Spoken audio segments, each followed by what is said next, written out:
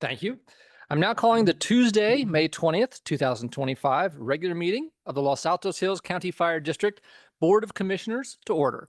Time is 7:03 p.m. Please note we're conducting a hybrid meeting which allows staff and members of the public to attend this meeting via virtual teleconference. In the event that there are technical problems that prevent remote public participation, I have the discretion to continue the meeting without remote public participation, provided that no board member is participating in this meeting via that teleconference, and that is not the case tonight.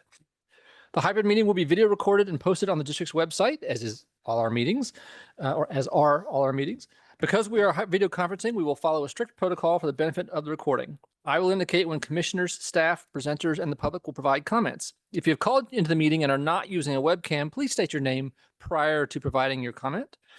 If you're making public comments and have questions of the presenter or the commission, please address your questions to me, the board president. I will respond or seek a response or hold the question for a future response. Please practice considerate video conferencing etiquette by muting your line when you're not speaking and limiting distracted behavior on the camera. District Clerk Vargas, please conduct a roll call.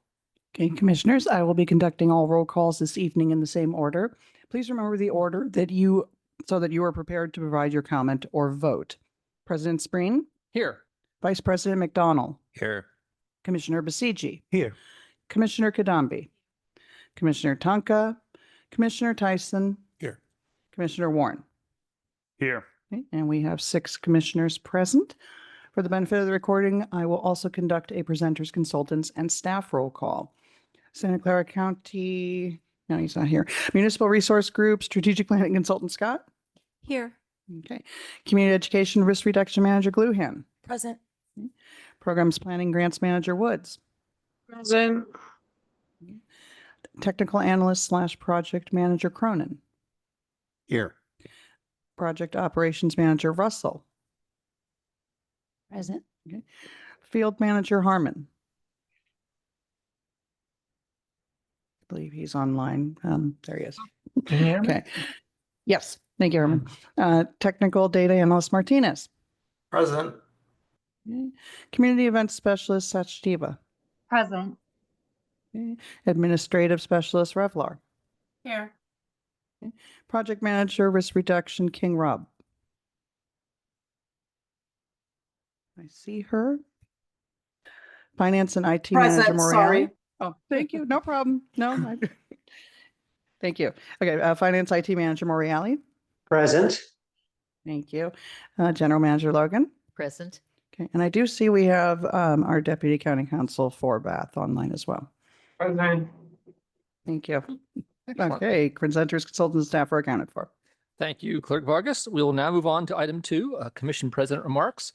Only thing I want to point out today is that, we're not doing many reports as part of this meeting, as in many of our meetings we do. We have it all on the consent calendar, but there are some things I just want to point out. It's a rich tapestry of stuff in these reports. I hope people will scan through those. In particular, for example, the community education and risk reduction report. There's just so many touch points happening there with the community people should see. I'm not going to go to them right, but I want you to look at them and see how busy the staff is at dealing with the community and educating community at events and bringing information on all aspects of fire prevention and risk reduction. It's just spectacular. And so I want the community to notice that too, because there's so many opportunities to find out more about us. Also, I want to mention that in the there's evacuation route progress report, or actually, I guess, ending results report with some wonderful before after pictures along the Page Mill route, which are really amazing, and a notification of the upcoming ones on Moody. So that's just such a huge effort and deserves to be talked about, and people should really go look at what a great job that is. One other thing, I think the goats are around now, so everyone's like, what's that? Oh, they've already gone. Okay, they're done. So we've had the goats down. And finally, I want to mention on the manager's report, the general manager's report. If anyone saw about the N5, which is really staying with our note of innovation, us getting on board with the latest technology of detecting wildfires early on. And that shows we've had them budgeted this year, and this shows that there's real progress happening here and what's happening. So people will hear more about the N5 things. And I saw it mentioned, and I just want to make sure that people knew about that and didn't get buried in the consent calendar. Yes. I have a question about that, and I'm not sure it's the right Use time mic, to yes. ask. Oh, sorry. I have a question regarding N5 AI. And I was wondering, is there a way that we could get deeper dive into that technology and what decisions are we making, what the trajectory looks like? Do we need to, how long is it before we can deploy from prototype and all the rest of it? Is there a chance that there is a presentation that could be made to the commission sometime in the future? I'm going to turn to the general manager, I think, who has some updates on that, who can Yes. give you some. Be happy to report on that. The reason why it wasn't reported until today, and I can report it tonight, is because it went in front of the Board of Supervisors today. And so as a result of that, I was at the meeting with the Board of Supervisors, along with Santa Clara County Fire Department, Fire Safe Council, County Parks, and other members who have used with the N5. And it was such a uplifting conversation and such affirmation from the Board of Supervisors that they were asked to purchase 30 of the N5s, and they increased it to 50 right there, on the spot. So it was a tremendous, statement for how important this technology is to provide us with the wildfire early prevention. With that now, I can come back and make this statement to the commission tonight, and then in June, I'll bring forward a plan. That sounds fine. So, but we needed the Board of Supervisors to weigh in first. And if you do read the memorandum in the general manager report, which is right here, LAHCFD. Yeah, LAHCFD is very nicely recognized as being one of the pilot possibilities. Now we can move forward with that. And so that teed up as of today. So thank you for your patience on that. And you'll hear more in June. Yes, very excited about this initiative. We'll just add fuel to that discussion. Let's pause for laughter. Yes. I appreciated the report. And then also, we want to be innovative, but also guarded or cautious. And so it's really helpful to see other people try stuff out and then buy more. And that's what I saw in your report.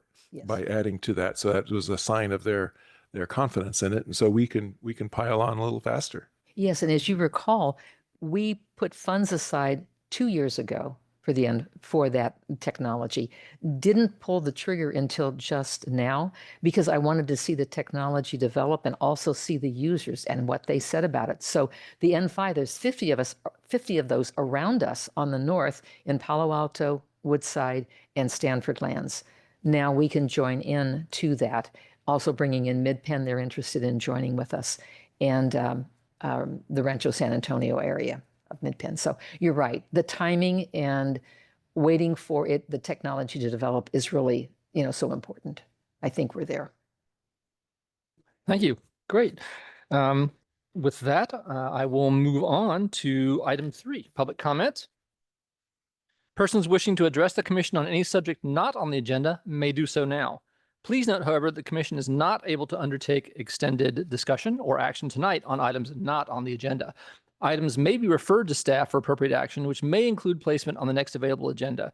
District policy is to limit public testimony to 3 minutes per speaker, unless the number of speakers requires me to impose shorter time limits, which I don't think will be the case. Do we have any public comments? I see one here. You go ahead.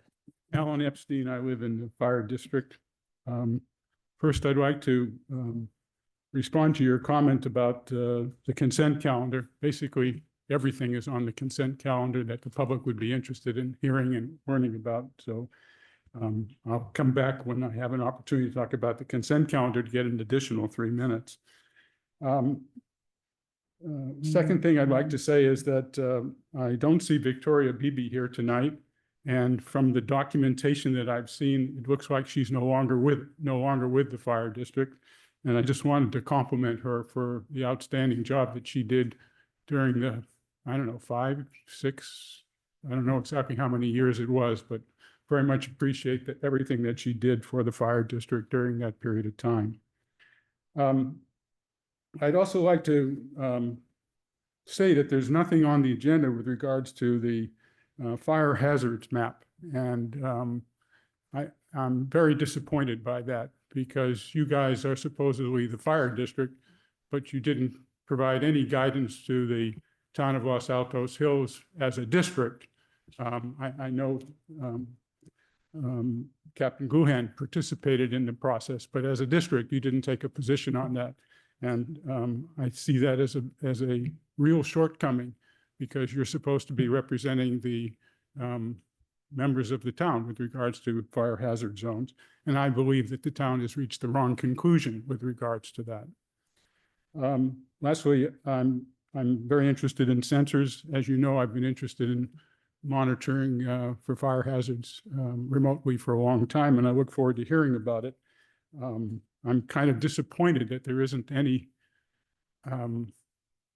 information with regards to the performance, the testing, and the verification of it. I'm very excited about it and hope it does everything we want it to do, but I just haven't seen anything to prove to me that that's the case at this point in time. And lastly, I'd like to talk about the I-280 project, but I'm going to reserve that to when, I guess. Yeah, there's an agenda item for that, I think. Yeah. Yeah. So thank you very much. Great. And by the way, I want to thank you for your comments about Victoria Beebe.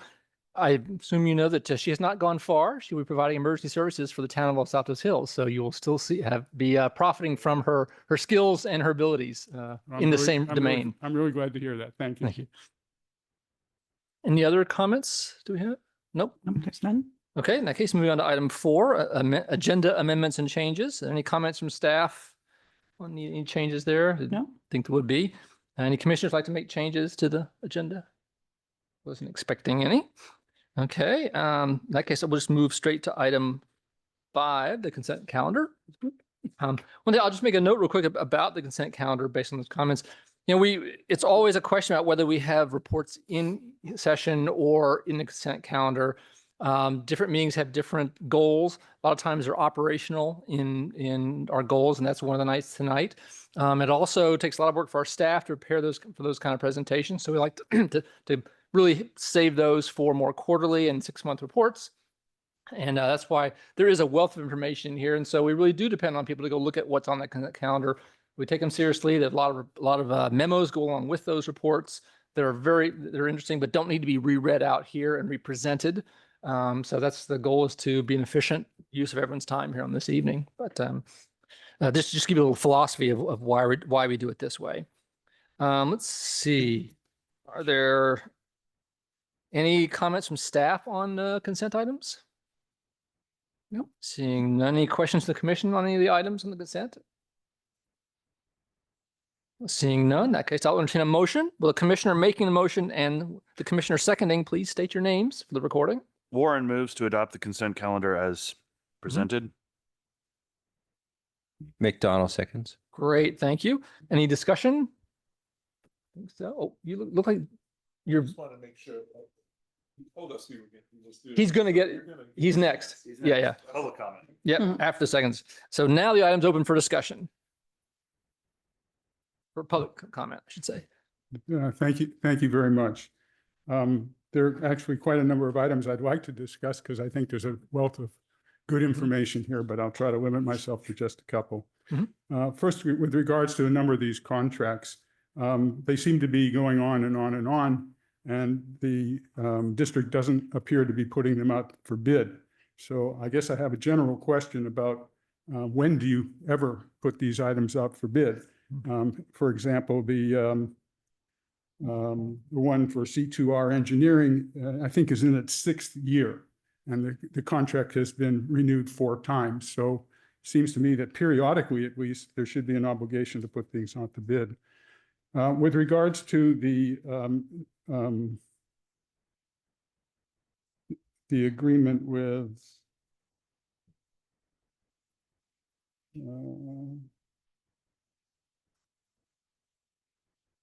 no, it didn't print more. With regards to the agreement on the drones, I'm not a big enthusiast for the drones. I think in many cases, the staff doesn't really use the information that's provided by the drones. It doesn't look like the contract rates have changed. And so I'm a little confused by that. I guess they're doing the work for the same price since 4 years ago. The N5 sensors I've talked about already. I've talked about the collaborative effort on the hazard zone. I hope you'll work with the open space people with regards to those N5 sensors. And I guess And just with regards to the El Monte project, I'd be very interested to see what advanced planning was done for the El Monte project relative to the work that was done a few years ago when it was done, and how you find that it's necessary to do it again, and what the statistics and metrics will be on that program. Thank you very much. Great. Thanks for the comments. Now, I know that on many of these evacuation projects, we're now doing iterative ones. The first ones are especially difficult, but then we want to be there and maintain them every, however long the period is, 1-2 years to get there. But you would see a difference in the metrics. I see a question from Jim. Since the question of the preparation and planning and so forth came up for the El Monte, I am a resident of Lower Page Mill Road, and Lower Page Mill Road as a whole was just completed. The essential rehardening and all the work that was involved in that. I have to tell you, it's a present versus before is world of difference. In my viewpoint, that provides a significant amount of feeling of security, because these roads are ingress egress to the whole town, and ours is Page Mill is one. I'm sure El Monte is another one. So if we don't do these according to on a periodic basis, I think we are putting the town as a huge danger from my point of view. Exactly. And that's why we do them periodically, and we'll continue to them. It is one of the benefits that we can best provide real on the ground effort that benefits the entire town, every resident equally. So thank you. Great. Any other comments on the consent calendar motion? Seeing none, let's take a vote. Roll call. Okay. President Spreen, Yes. Vice President McDonald. Yes. Commissioner Basigi. Yes, but I do abstain on the minutes of the meeting because I wasn't here. Thank you. Okay, sure. So Basigi abstains on item 5A, the minutes from April. Commissioner Kadambi. Okay. Commissioner Tyson. Yes. Commissioner Warren. Yes. Okay, and the motion passes 6-0 with one absent, one abstaining on 5A only. Thank you very much. Moving on to item 6A, the fiscal year 26 budget update. Finance and IT Manager Moriali will be providing us a report. Well, hello, President Spreen and Vice President McDonald, members of the commission. Good evening. I'll make this really quick because I believe I covered this most in the staff report. But we have some positive news to report this evening on the budget. A lot has happened between our last meeting.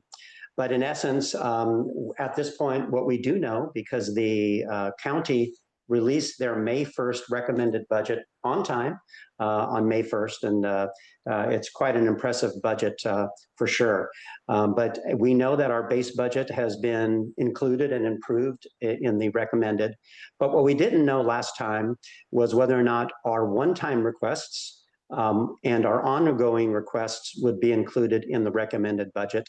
And we're very pleased to report that they are.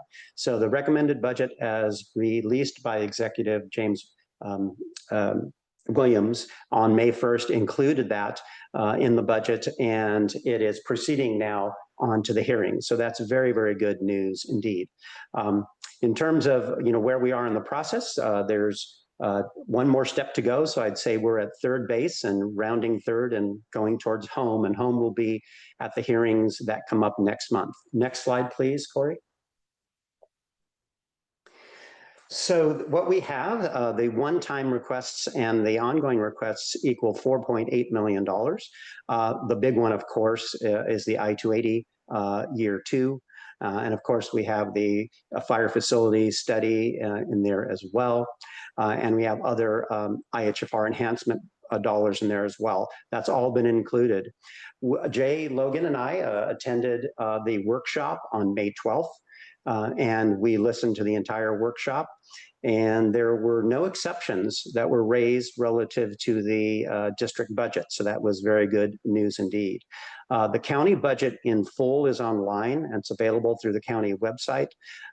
I do want to acknowledge just how remarkably diligent and capable the county OBA staff was. They've coordinated with us for several months now, and they represented our budget just beautifully in the recommended budget. So our hats off to the county staff. I will say also, if one were to look at the county budget, which really covers $12 billion in budgets when you consider their entire size and about 12,000 staff, it really is quite a feat that they have attained. This is a very challenging year for the county overall when you look at challenges at the federal funding level, at the state funding levels, but they've taken out on that challenge heartily as well.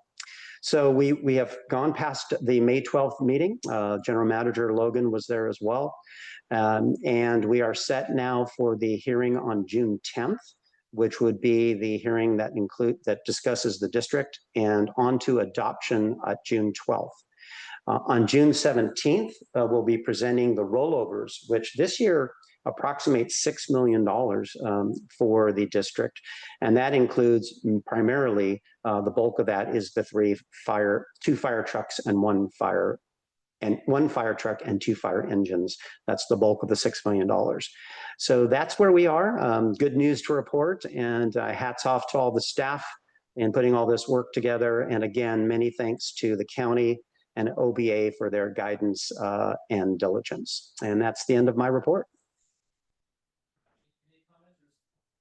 Thank you very much. Any comments or discussion from Commission? No, thank you very much to our finance staff. This is a wonderfully positive result, and it just shows how much preparation went in from our staff. And it's great to hear also the comments of how well we've worked with the county and our appreciation to them as well. Okay, please. Sorry, it may not even be relevant, but because of all these perturbation that we're getting from federal government coming toward in terms of budgeting and monies that come from the federal to the states and local and so forth, because of the fact that we're sitting in such a big pot of money, is there a potential risk that somebody may flag that as something that could be tapped into? I don't think so, in that right now it's currently, that money is in accounts in the county that is ascribed to us for the fire prevention of this district. Now, there certainly are a variety of steps that could be taken to ultimately do that, but it would take discussions on the order of what happened several years ago of actually restructuring and reorganizing us and how fire service is done. And that the amount of money in our reserves would then come into play. And that's part of why, our ability to, in our budgets, to really define what we're doing strategically over multiple years really helps define what that pot of money is really going forward in the years to come. So I don't think it's something that's going to be, it's not something that would change a checkbox tomorrow and go away. It would have to be a long discussion that would require kind of a lead up to overall structural discussions, the type that happened at LAHCFD as well. They would really, because it really would have to look at the whole county in terms of how things are structured in terms of fire and emergency services.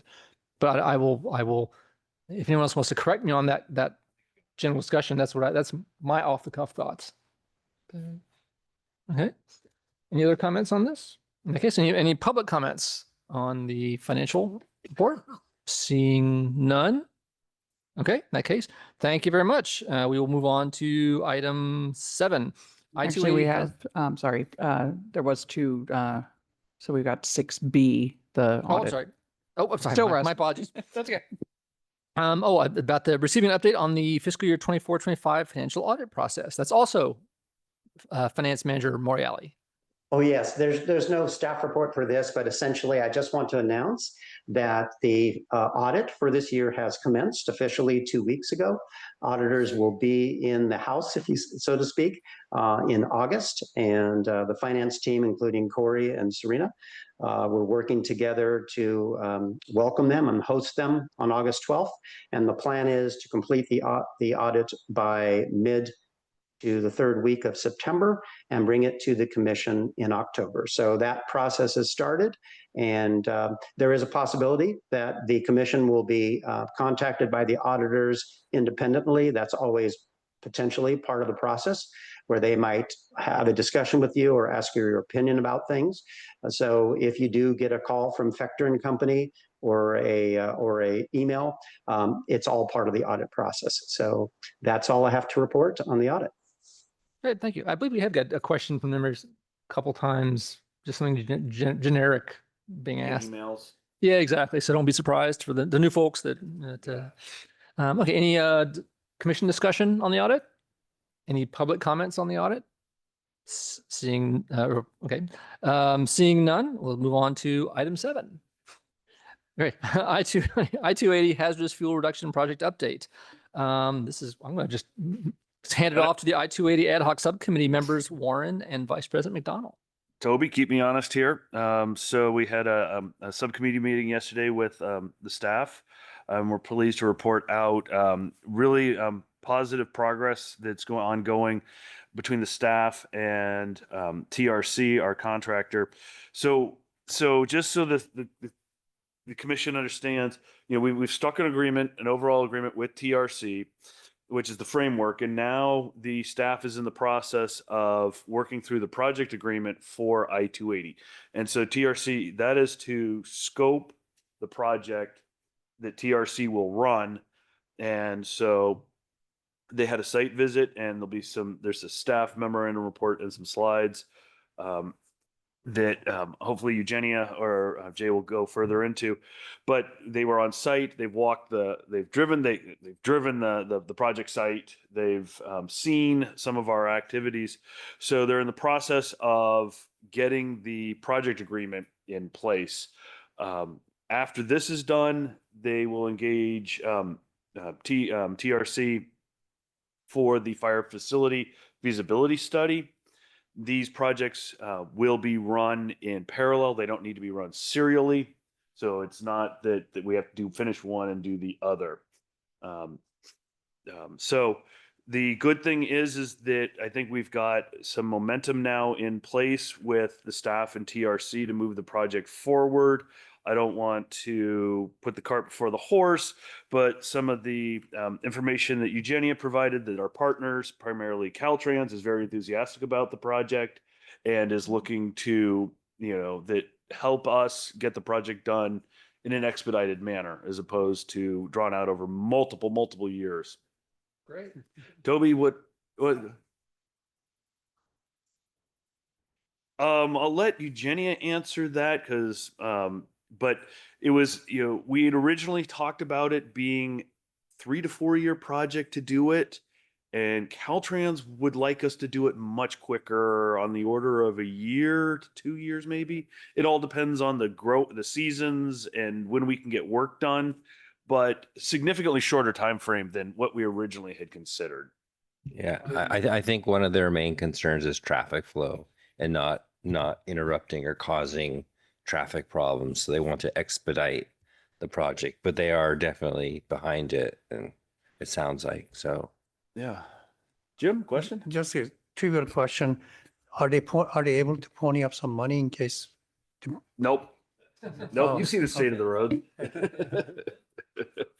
Toby, did I miss anything? No, that was perfect. Great. So I think any questions? So we turned it over to staff for the staff report. Well, in anticipation of this meeting, I did a walk along 280 for a little bit around O'Keefe, and I noticed. My question is, what is the extent of the project?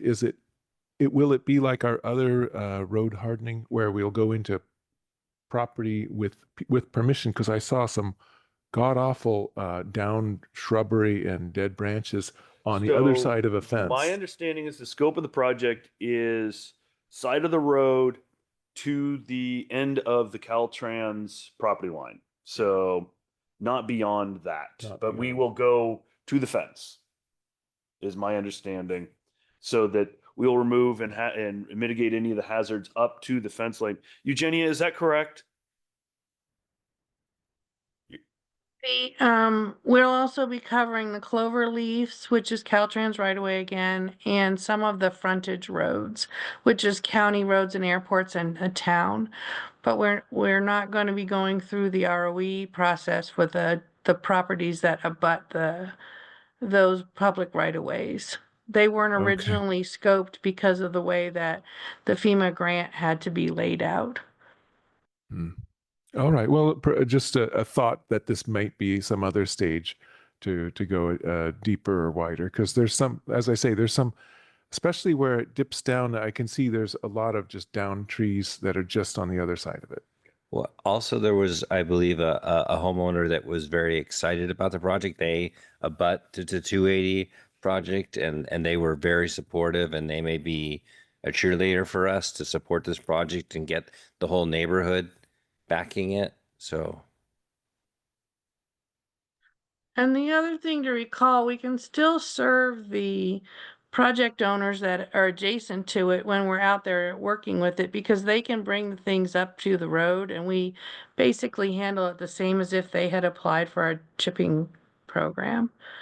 So there's still a benefit, even though we won't be going deeper into the properties as part of this project. All right, then we need to receive the staff report, staff memorandum report. Staff, you want to add anything to the report? You, Jenny? Well, this is my report, so we'll roll them together, and then if we need to expand, I'm happy to answer what I can. Does that work? Please.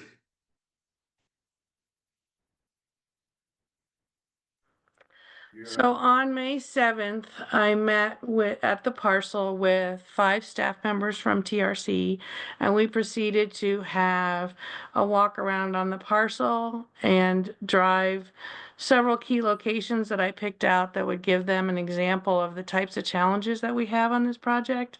And also they had 2 requests that we took care of taking them out and showing them. So next slide, please.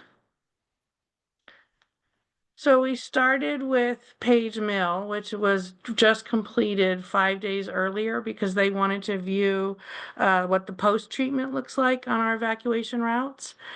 Then we drove both the southbound and northbound portions of the I-280 length of the project so that they could get a view of all the phases, what the median looked like and what both sides looked like, and view the challenges that they would have when planning the design, when the fences, the condition of the fences that would need to be taken up and down, what the frontage roads look like. Potential staging areas is going to be a fairly formidable hurdle, so we're going to have to find places to stage multiple chippers and all the equipment that'll be doing the work. Then we went over to the Almonte Fire Station because they wanted to see what we have existing and get an idea of kind of what we have in the district as they look at the fire facility feasibility study. So we took a visit over there. And then what you see in the picture on the left here is the underneath of the freeway from the St. Joseph gate into Mid-Peninsula property. And the reason we went over there is to get underneath and show how the trees overhang the freeway and the challenges and the culvert system and the amount of slope. So that was a really critical piece of, they're going to be dealing with this in several places. And then finally, we drove the length of Eastbrook and Maria as a frontage road example. We'll be working with county roads as well as Caltrans to get those frontage areas taken care of. Next slide. Here's some additional pictures of our stop at the St. Joseph. You can see that this tree is down the slope and it's actually in a culvert that's right outside the right-hand side of picture number 1. And then the top of the tree hangs up over the freeway. So you can see why this is a particularly challenging. And there's a bunch of these on the length of the project. And this is where the house was, where it's a side street, and the people are very concerned about how much vegetation is between their side fence and the freeway. So we had people come out and talk to us about it, and they're delighted that this is going to happen. Picture number 2 is If you peek all the way in the background there, you can see the TRC crew has walked onto the freeway and they're looking back at it to see what both sides of it look like. So they're actually in the Mid-Peninsula property at that point, and Mid-Pen gave us permission and said, please do come on, take a look. You know, how can we help? You know, move this along. So Mid-Pen is pleased that this is happening as well. They're an excellent regional partners you've heard us talk about. And finally, number 3 is standing in the Mid-Pen property when I was out in March and did the field visit in March, looking at the freeway. So you're getting both sides of the same freeway underpass here, one from the neighborhood and one from the Mid-Peninsula property. So you can see what needs done. Next slide. Here we are assessing the district parcel. You can see our TRC project managers in the back there walking up the slope along the fence line. They're headed up to the edge of the parcel where the fire hydrant repair was a few years ago and the water damage was. They walked the culvert area and up and down that upper road so that they could see where the hydrant lines were and where the power lines are and the other things that they would need to know about in putting together the initial project agreement for the feasibility study. And there's our wonderful truck. Thank you everyone for our truck at the parcel. And then on the right is the parcel. Again, you can tell the same tree in all 3 pictures. We have our signage banner up at the parcel now as well. Next slide.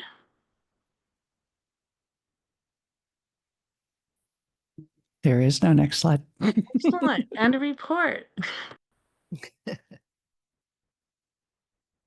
Thank you very much. Any other comments? I love the fact that we have the signage up at the lot. Yeah, I do too. Anything else? Thank you to Ryan for bringing that forward and keeping it on track. Thanks, Ryan.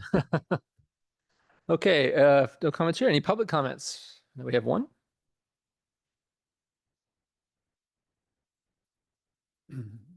As you know, I was very interested in the process associated with how this contract was put together. And I was critical of the fact that 2 projects which were totally unrelated to one another were put into one project. And I asked to see the records, and please correct me if I misunderstood. I haven't had much time to look at them, but it looks like the district received 1 bid, just a single bid. And the bid was from an organization that wasn't qualified to do both projects. And so they found a subcontractor who's a local architect engineering firm to partner with to do both projects. So as I pointed out when this process started, didn't seem like the best way to go about starting this process.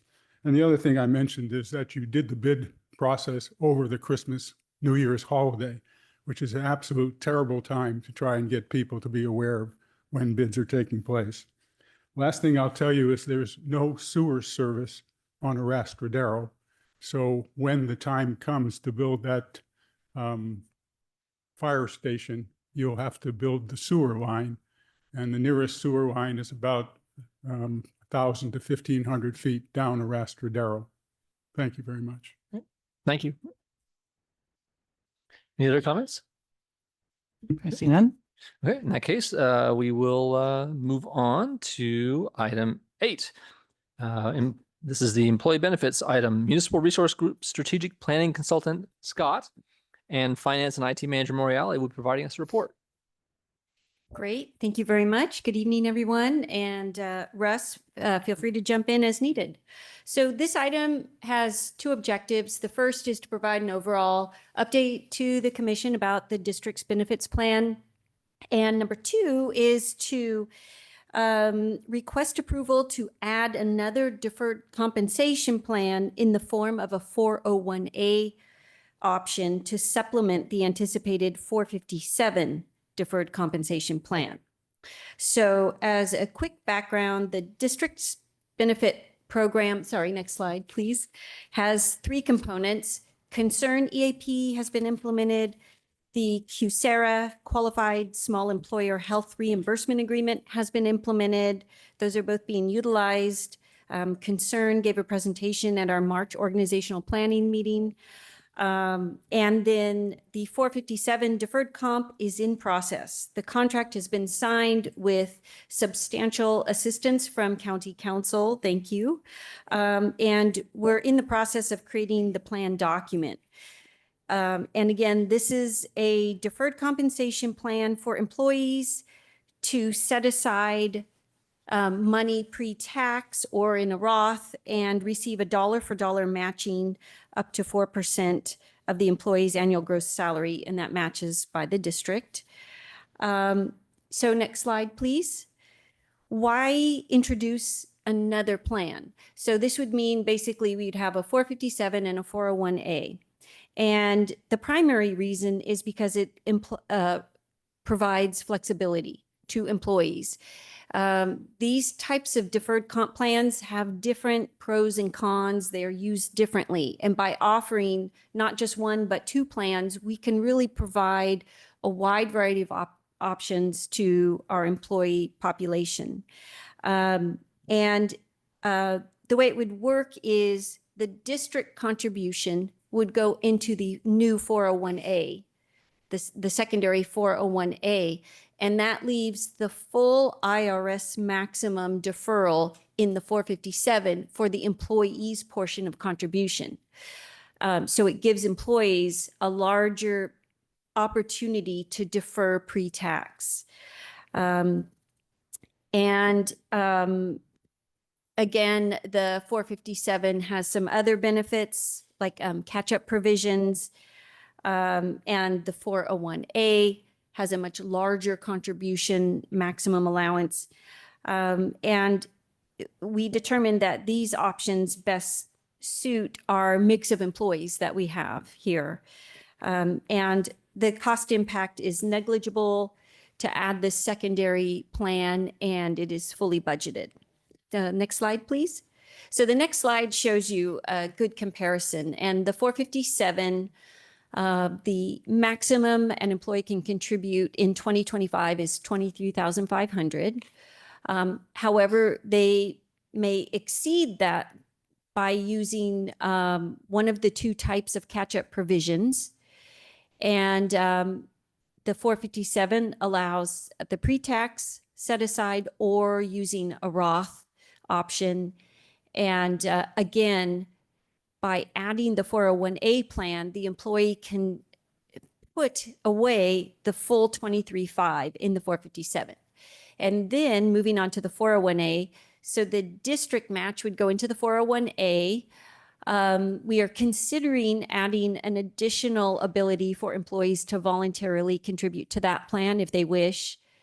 And the 401A does not allow a Roth or catch-up options, but those are both available in the other plan. And then they both offer each around 30 investment options.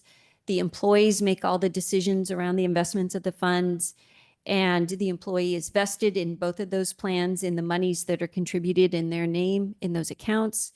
And both of those plans offer portability if the employee leaves the district. And so next slide, please.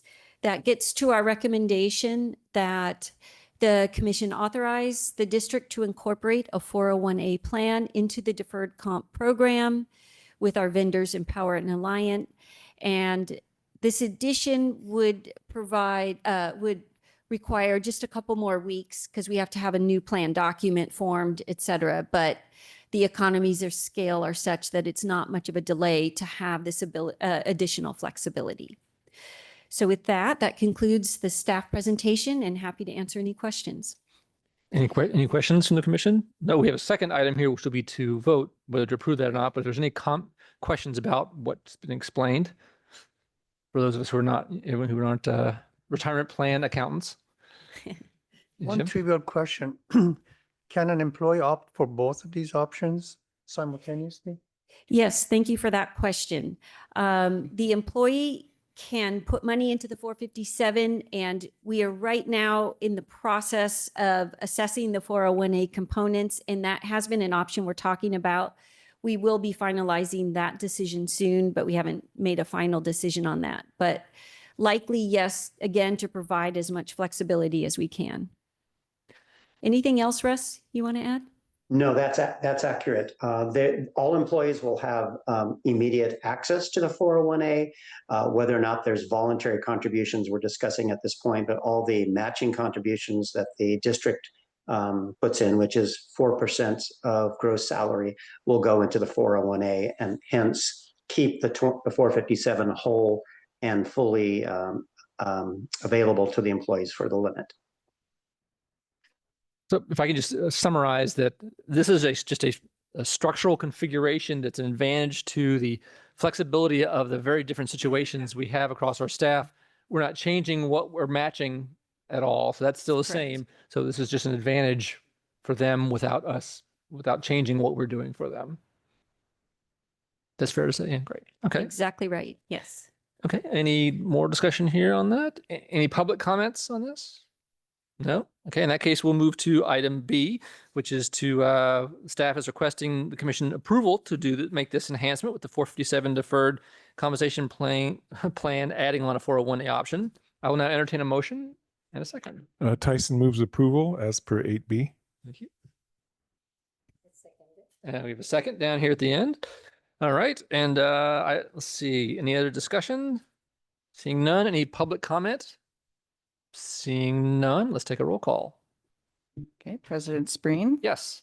Vice President McDonald? Yes. Commissioner Basigi? Yes. Commissioner Kadambi?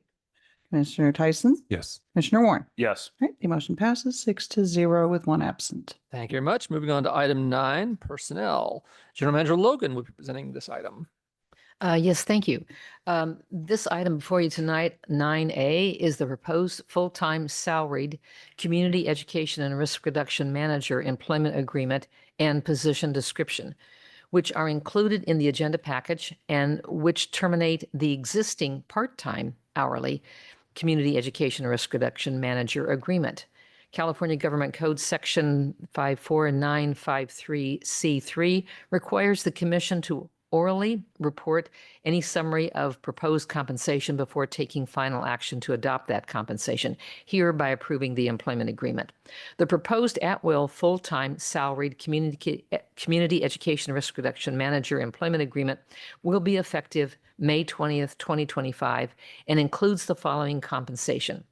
1, wages. Annual compensation in the proposed agreement is $212,160, which is equivalent to $102 per hour, though the position will now be paid on a salary basis. Premium pay for assigned district emergency response special duties. The community education risk reduction manager will be provided a premium pay that is in addition to the annual salary, and that is paid at a rate of 1.5 times the hourly equivalent of the position annual salary, which is $153 per hour for approved ERSD hours worked. Benefits under the proposed agreement. The position will receive certain benefits, including effective June 1st, 2025, vacation accrual of 15 days per year with the maximum accrual at any one time of 160 hours, which is 20 days. Sick leave accrual of 1 hour earned per 30 hours worked up to a maximum accrual of 120 hours. Technology stipend of $120 per pay period. Vehicle stipend of $250 per month. A uniform allowance of up to $2,800 during the first year of employment for specific items identified in the proposed employment contract, and up to $1,000 per year thereafter for reimbursement related to maintenance and cleaning of the uniform and boots. The proposed employment agreement does not provide additional pay for holidays worked, if any, medical benefits, or retirement benefits. If the district offers a retirement plan or a health benefit plan, the employee would be eligible to enroll in such plan. District provides the laptop and supportive equipment necessary for performance of duties. With that description, I recommend approval. And I did want to mention that if you were reading the position description, it has been completely rewritten. And as you know, our service area manager for emergency preparation, disaster, and volunteers is no longer with the district. That's moved over partially to the town. And so those functions have been moved into this position. And the candidate, the applicant for the position was kind enough to go from half-time to full-time to be able to deliver those services. And so basically what we've done is a full circle around the clock, as I would say, because the position of emergency services manager started with the person who we're referring to here, the incumbent, then went to the other individual, now is back to it being a portion of that position, which is community education and risk reduction, which I think it really nicely fits into that service area. So what you're going to find in the next month or so, I'll be coming to you with revisions to position descriptions. When you get the new work plan, the version 3 work plan for 25-26, it'll have the new budget in it. It'll have our all-day organizational planning session, and it'll be a complete redo of that service area structure, which will then pretty much reset and restructure the organization for the district. I'm very hopeful that I have a candidate now for the operations manager, and then we'll have a new service area of operations manager and administration. So I'm giving you a teaser of what's to come, and this is the start of that reorganization for the district. And I think will be very well for how this is restructuring. So thank you for that. Thank you for that description. Any comments or questions here from the commission on that? I think this is amazing because it's just seamlessly went from 2 people doing the job now to one person doing both jobs in a wonderful way. And there's nobody more qualified than Captain Gluhan to be doing this. I too am very excited that the incumbent is taking on this position, and it's really exciting for all of us. And so I really appreciate and really pleased about this action. Let's see, any other discussion from the commission? Seeing none. Any? Let's see. Oh, actually, let me entertain a motion. The commissioner making the motion and seconding. Say your name. I move that we approve this proposal. Thank you. Warren seconds 9A. Thank you very much. Any public comment on the item? Seeing none, let's take a roll call. President Spreen. Yes. And Vice President McDonald. Yes. Commissioner Basigi. Yes. Commissioner Kadambi. Commissioner Tyson. Enthusiastic, yes? And Commissioner Warren. Always a yes. Right. And the motion passes 6-0 with 1 absent. All right. Thank you for the competitive roll call. Yes.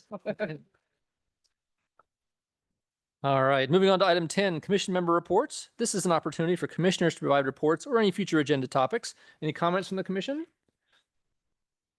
Okay. Seeing any public comments on this in terms of that, I wouldn't expect any.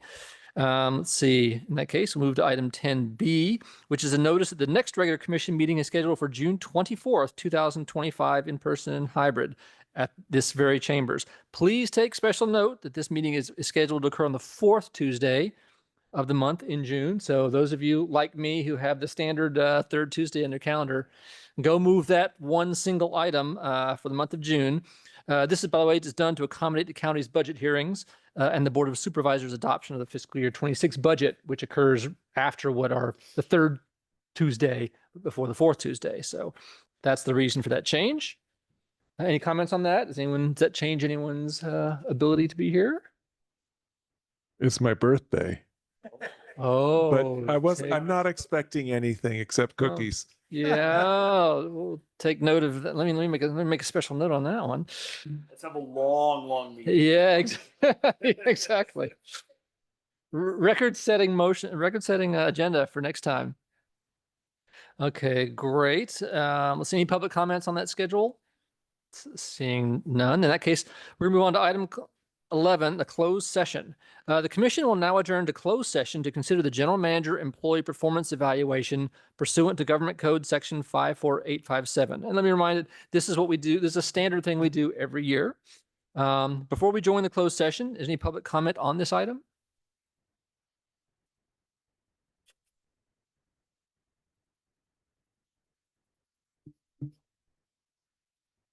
Two comments. First, I'd like to say that I think the general manager is doing a wonderful job. Second is the question, basically, is this an annual performance review that typically involves a change in compensation? No, by our contract, and the performance review is done here in the middle of the year. The compensation review is done at the end of the year, before usually November, since we often Very good. Thank you get rid very of much. December. Thank you. Any other public comments? Bob, thank you for the kind words, just by the way, as well. Okay, in that case, the commissioners and consultant Scott will now adjourn to closed session. Upon completion of the closed session, we will return here to open session and announce any reportable action and then adjourn the meeting. So staff, members of the public, and other attendees, you are welcome to remain on this call during the closed session. It won't be very exciting. District Clerk Vargas, please note for the record, the time is 7:58 p.m. and you may please pause the recording. Thank you. Moving to item 12, reconvening to open session. District Clerk Vargas, please note for the record, the time is 8:53 p.m. We'll, let's see, please conduct a roll call. Okay, we have President Spreen, Here. Vice President McDonald, Present? Commissioner Basiji, Here. Commissioner Kadambi, Commissioner Tyson, Here. Commissioner Warren. Here. And six commissioners are present. Thank you, District Clerk Vargas. And for the record, there's no reportable action coming out of the session. Moving on to item 13, adjournment. This concludes the May 20, 2025 regular meeting of the Los Altos Hills County Fire District. The meeting is adjourned at 8:54 p.m. Please stop the recording.